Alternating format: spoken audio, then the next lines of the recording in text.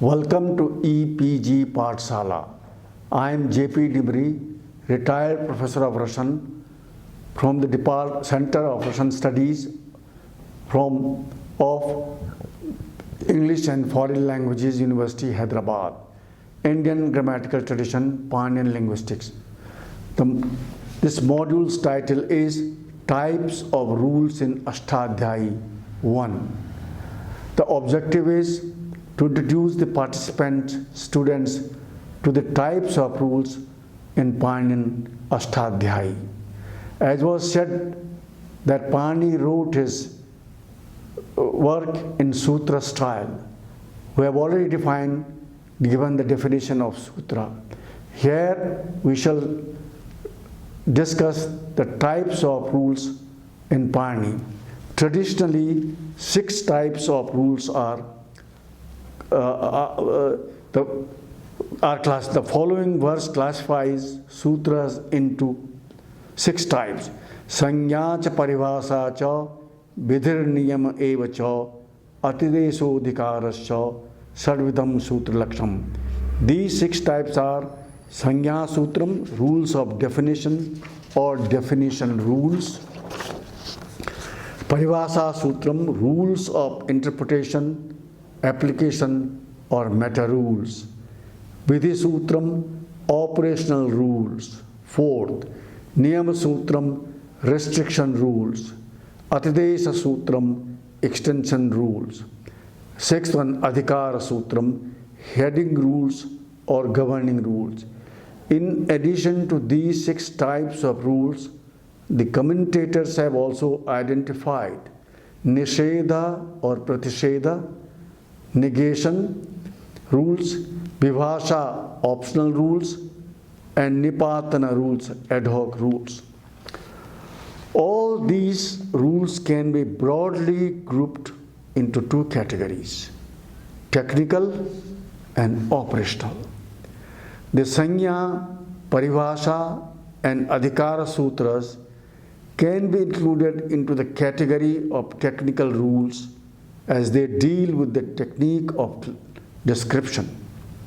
The Niyama, Atidesha, Nishedha, Vibhasha and Nipatana Sutras can be included into the category of operational rules as they pertain to the description itself. In other words, these rules are directly related to some specific operation such as obligatory, restrictive, optional, negative, and ad hoc.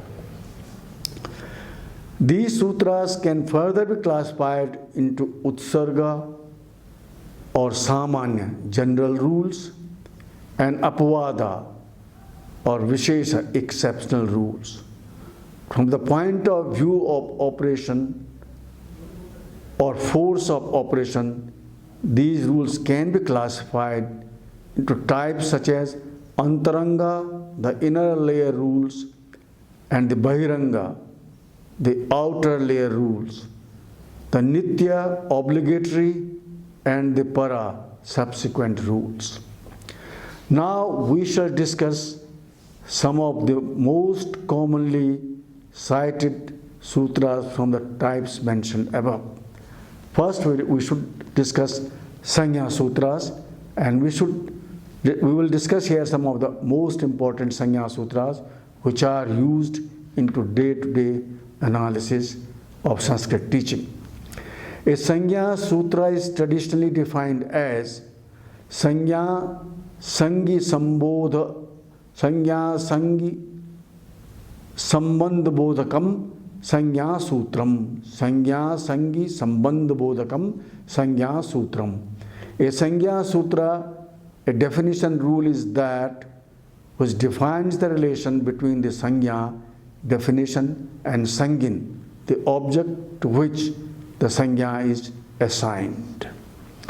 A majority of the Sanya Sutras are placed in the first Adhyaya of the Ashtadhyayi. However, some of the Sanya Sutras are also located in other Adhyayas of the Ashtadhyayi. Now let us look at some of the Sanya Sutras. First, Vriddhiradaj.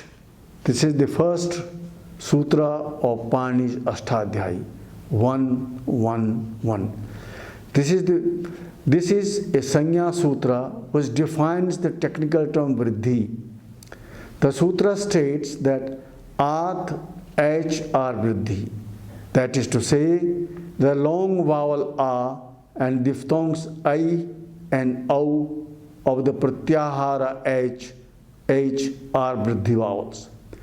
The non-technical term Vriddhi means increase, growth or interest. So here Vriddhi is a Sanya and Adech is a Sangin. Second, Adayangunaha 112. The sutra defines the technical term Guna. The sutra states that At and Ang are called Guna. So the technical term Guna denotes short vowel O and diphthongs A and O of the Pratyahara Ang. So here Guna is a Sanya and At, Ang are Sangin. The non-technical term Guna means quality, attribute or characteristic.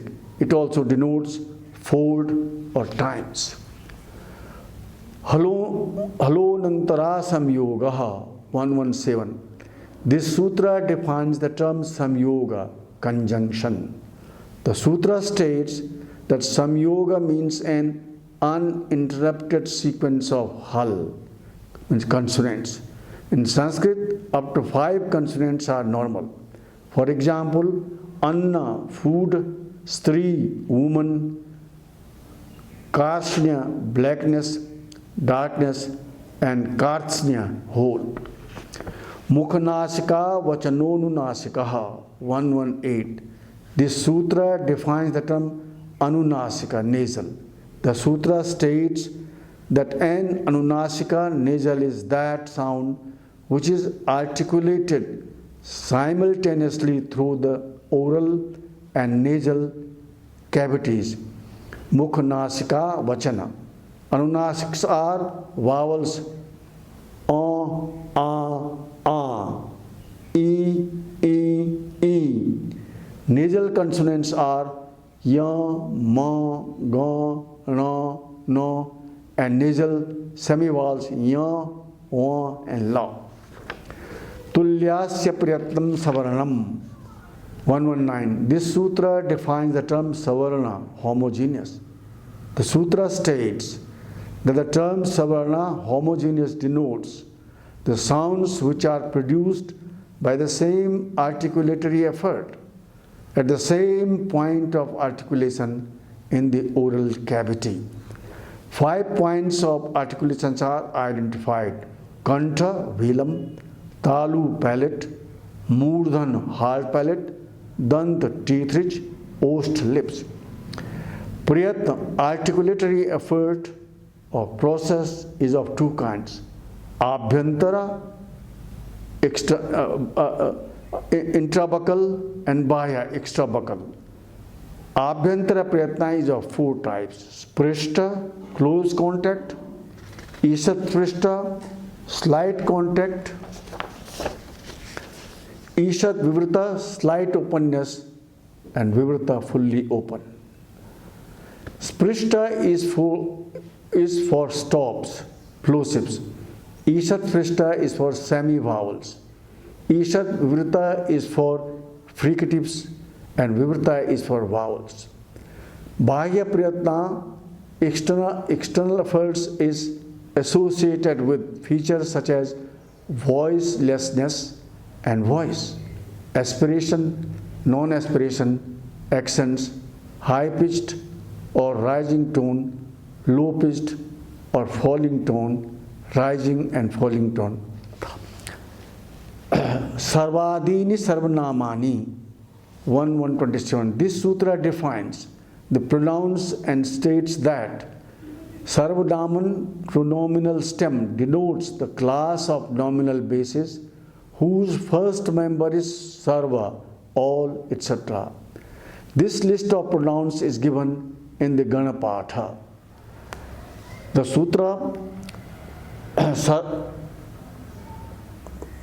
Swaradi Nipatam Abhyam 1137. The sutra states that the items listed in the set headed by Swara, sun, and items termed Nipata particles are called Avyaya, indeclinables. This list includes the words such as Swara, Antara, Pratara, Punara, etc. Pani assigns the term Avyaya to those items so that nominal endings sup introduced after these words can be deleted by rule 2482. Adarsanam Lopaha 1160. This sutra defines the term Lopa, means zero, disappearance. The sutra states that the term Lopa denotes Adarsana, disappearance, invisibility, illusion of an item. In other words, zero replacement of an item. Pratyasya luk shlu lupaha 1161. The sutra defines the term luk, shlu, and lup and states that these terms luk, shlu, and lup mean adarsana, disappearance of a pratyaya suffix. Achontyaditi 1164. This sutra defines the technical term T and states that the term T means that part of an element which begins with the last vowel. For example, we arrive at the third person singular present indicative of root edha to increase as follows: edh plus sap plus ta, edh plus o plus ta. Now we apply the rule 3479, which conditions the replacement of T by A, and we get the form edhate increases. Alontyat Purva Upadha 1165. This sutra defines the technical term Upadha, penultimate.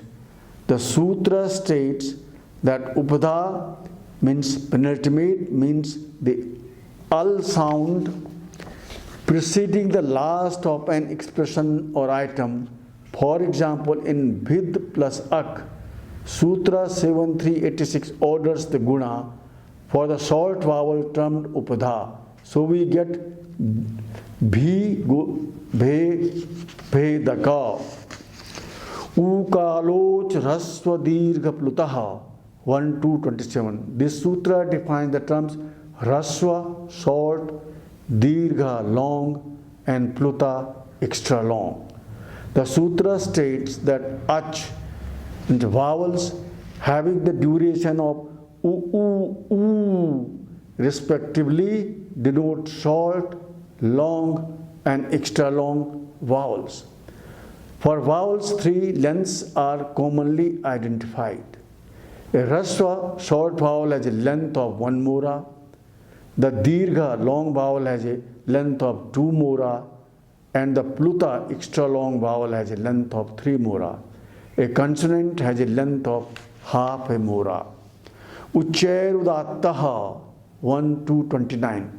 This sutra defines the term Udatta, high-pitched or acute. The sutra states that a vowel which is pronounced with rising tone at its place of articulation is termed Udatta, high-pitched or acute. Nicheranudattaha 1230. This sutra defines the term Anudatta, low-pitched or grave. The sutra states that a vowel which is pronounced with a falling tone at its place of articulation is called Anudatta, low-pitched or grave. Samahara Swaritaha 1231. This sutra defines the term Swarita, combination of high and low tones or circumflex. The sutra states that a vowel which is pronounced with a combination of Udatta and Anudatta, rising and falling tones, is termed Swarita, circumflex. Notice that the Paniniya Shiksha describes the musical nature of these tones as follows: Udatta 7th, 3rd, Anudatta 2nd, 6th, Swarita 1st, 4th, and 5th. अर्थवत धातुर प्रातिपदिकम, अर्थवत धातुर Pratyaya प्रातिपदिकम 1 to 45. This sutra defines the term pratipadika, nominal stem. The sutra states that a pratipadika, nominal stem, denotes a meaningful expression term other than a dhatu, verbal root, or a pratyaya, affix. So, arthavat dhatura pratyaya pratipadikam. Kritadhit samasasya 1 to 46. This sutra also defines the pratipadika. It states that pratipadika, nominal stem, also denotes derived nominal stems ending in krit suffixes, primary suffixes, tadhita, secondary suffixes, and samasa, compounds. Samasa, compounds. Bhuvadayo dhatavah 131. This sutra defines the term dhatu, verbal root. The sutra states that the class of expressions, terms whose first member is bhu, to be, are called dhatu, verbal roots. Verbal roots are listed in the dhatu patha under the 10 classes. There are about 2000 dhatus listed in the dhatu patha under the following 10 groups. Bhu class 1059, At class 72, Hu class 25, Div class 137, Su class 34, Tud class 143, Rud class 25, Tan class 10, Kri class 61, Chu class 395. In the Dhatu Patha, the Dhatus are given along with their meanings. For example, Bhu Sattayam, in the sense of existence, to be. Updese ach anunasik it 132. This sutra states that an anunasika nasalized ach vowel, when it is first introduced or taught, is called it. Updesa here refers to the initial teachings in grammar. Such initial teachings could be a rule, a linguistic item, or a collection of rules and linguistic items. So the Sutra Patha, Dhatu Patha, Gana Patha, and other materials ancillary to the Ashtadhyayi are treated as Upadesha. The authority to determine as to whether a vowel in Upadesha is pronounced nasalized or not rests upon the Paninian tradition. For example, in the original citation in the Dhatu Patha, vowel O of root Patha to read is nasalized. So by the present Sutra 132, this nasalized A of root Patha is termed as it, and whatever is termed as it disappears by rules 139 and 1160. As a result of this operation, Patha appears without the nasalized A, and by adding suffixes tip and sap, we get the form patati, he, she reads. Hraswam laghu. The sutra defines the term laghu, light. The sutra states that the term laghu denotes a short vowel. Samyoge guru 1411. This sutra defines the term guru, heavy. The sutra states that a short vowel is termed as guru, heavy before a consonant cluster. For example, in Agni, fire, the original vowel O is guru, heavy as it is followed by a cluster of consonants, namely consonants Ga and No. Similarly, in words such as Shiksha, introduction, Mitra, friend, Yuddha, war, the short vowels are metrically guru, heavy. Dirghan Cha 1412. The sutra states that a long vowel is also termed guru, heavy. For example, in Iha, desire, both the vowels are guru, heavy. Note that a distinction should be made between a raswa, short, and dirgha, long vowels, and metrically laghu, light, and guru, heavy vowels. The absolute values of the vowels are defined as 1 mura for short, 2 mura for long, and 3 for the extra long vowels. The notions of Laghu and Guru are contextually defined. Suptigantam Padam 1414. This sutra defines the term Pada, word. The sutra states an item ending in sup, nominal endings, and ting, verbal endings, is called a Pada. For example, Ram plus Su, Ram plus Sa, Ramaha. Ramaha is a Pada. Similarly, Bhu plus Sap plus Tip, Bho plus O plus Ti, Bha plus O plus Ti, Bhavati, which exists, is a Pada. Paraha Sthannikarsaha Sangita 14109. This sutra defines the term Sangita, closest proximity. The sutra states that the closest proximity of sounds is called Sangita. For example, Dadhi plus Atra is an instance of Sangita. Once the Sangita is established, then the rule 617 Eko Yadachi applies here, and we get expression Dadhyatra, curls here. The above list of Sanya Sutras is not the exhaustive one. Ashtadhyayi has more than 100 Sanya Sutras. Now, Ramnath Sharma groups these Sanya Sutras into 3. 1. Sanya Sutras that assign a Sanya to a linguistic term. Sanyas such as Vriddhi, Guna, Pratipadika, Dhatu, Pada, etc. fall into this category, and the largest number of Sanya Sutras belongs to this category. Sanya Sutras which assign a Sanya to the meaning of a linguistic term. Terms such as Lopa, Luk, Lup, Ti, Vibhasa, etc. belong to this group. The third one, Sanya Sutras which assign a Sanya to the quality of a sound segment. For example, terms such as Anunasika, Udatta, Anudatta, Swarita fall into this category. In conclusion, in this module, we have tried to give the types of rules in Pani. As was mentioned that there were 6 types of rules. In addition to 6 types, there were other rules, Vibhasa, Nipatan, etc. And we have in this module defined some of the mostly used Sanya Sutras. Thank you.